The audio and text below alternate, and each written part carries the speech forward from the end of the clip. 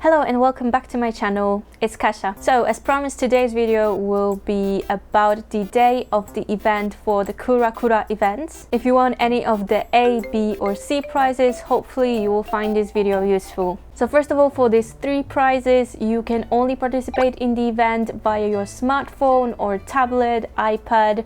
You cannot enter this event via your PC or laptop. If you haven't already, you should upload a photo of your passport to the With Life Meet&Greet website. So this photo will be used on the day of the event to confirm your identity, to verify if you really are the winner. And also, if you haven't done that already, you should download the application for the With Life Meet&Greet from the App Store. This is the application that will be used for the event. And in this application, you should log in with the information that you use to apply for the events. So the same login and the password that you use on the With Life Meet&Greet website. And there you should be able to see all the tickets for the events that you won. So here on the screen, you can see the name of the event as well as the time of the event. So this is like the time that you should be participating in the event, and it is important to note that this is your local time. This is not the Japanese time. And one day before the event, so on the 25th of June at 12 p.m. Japanese Standard Time,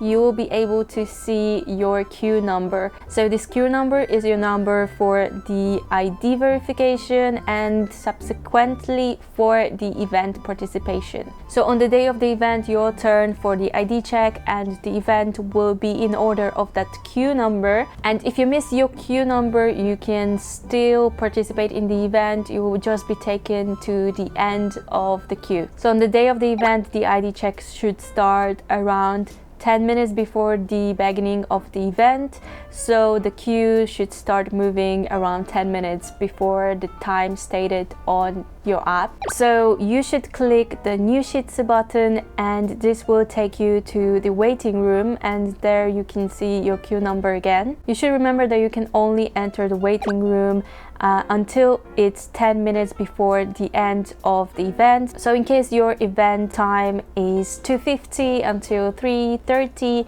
that means you should be able to enter the waiting room until 3:20. Sometimes they kind of keep these waiting rooms open a little bit longer, so even if it's past 10 minutes, you should still keep trying to enter the room. Sometimes it works.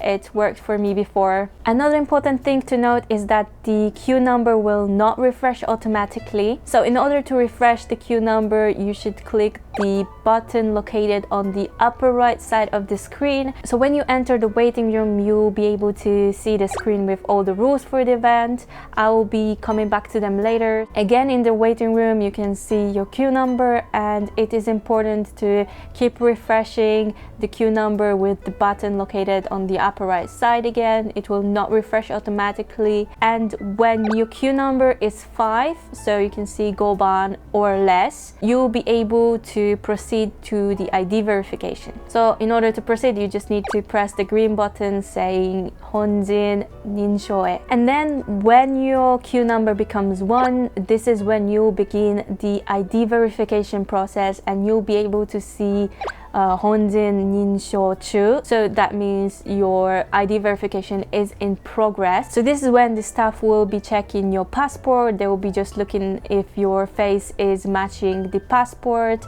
that you provided. Sometimes the staff can speak English, and the other times they only speak Japanese. So they may ask you questions like, can you hear my voice? So 声が聞こえますか?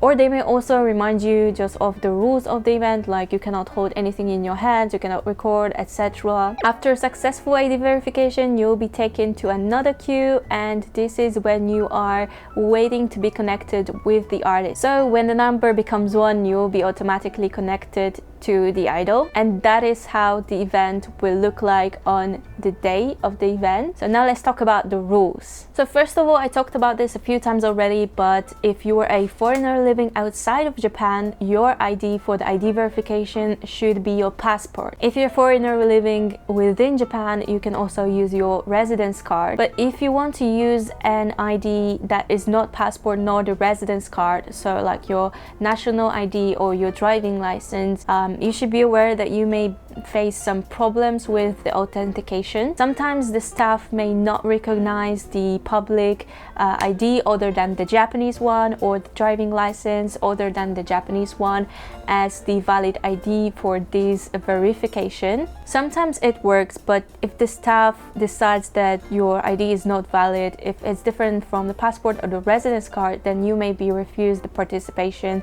And that is what I mentioned a few times. It is always best to just use your passport. As I also mentioned before, you should upload a photo of your passport to your account on the With Life Meet and Greet website. But at the same time, you should also have your physical passport prepared, just in case if they ask you to show it to them on the day of the event. Another thing that is important is that before you join the queue for the ID verification, so before you start this process of participating in the event, you should turn off all the applications that you have running in the background on your phone, and should turn off all the notifications and turn off the calls, so that you will not be receiving any notifications or calls during the event. And it is important because if you do not switch this off and you happen to receive a notification or a call during this event, your call may be finished and there will be no possibility to repeat it. Also, another important thing is that from the moment that you enter the ID verification up until the moment that you finish the call with the idol, you cannot leave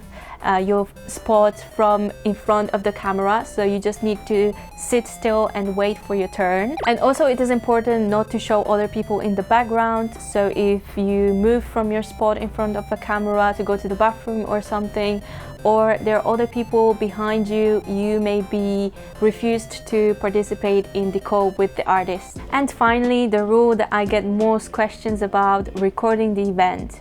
So recording this event, either audio or video, is prohibited, and also you cannot upload this recording to any of the social media accounts. And I heard that Wave Life is pretty strict about this. So as always, personally, I don't recommend recording the event. If you're found out or even suspected, you may be refused the participation in the event, and also you may be banned from the future events. And same with uploading or recording to the social media accounts.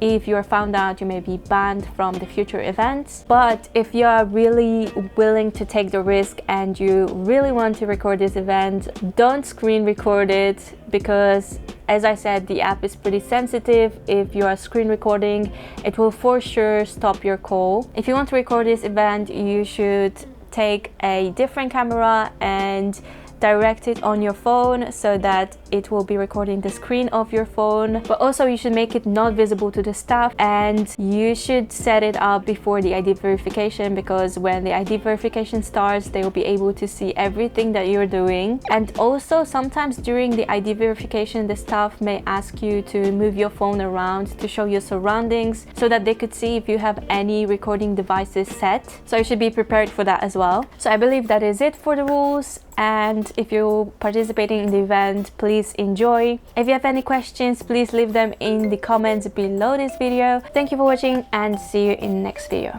Bye.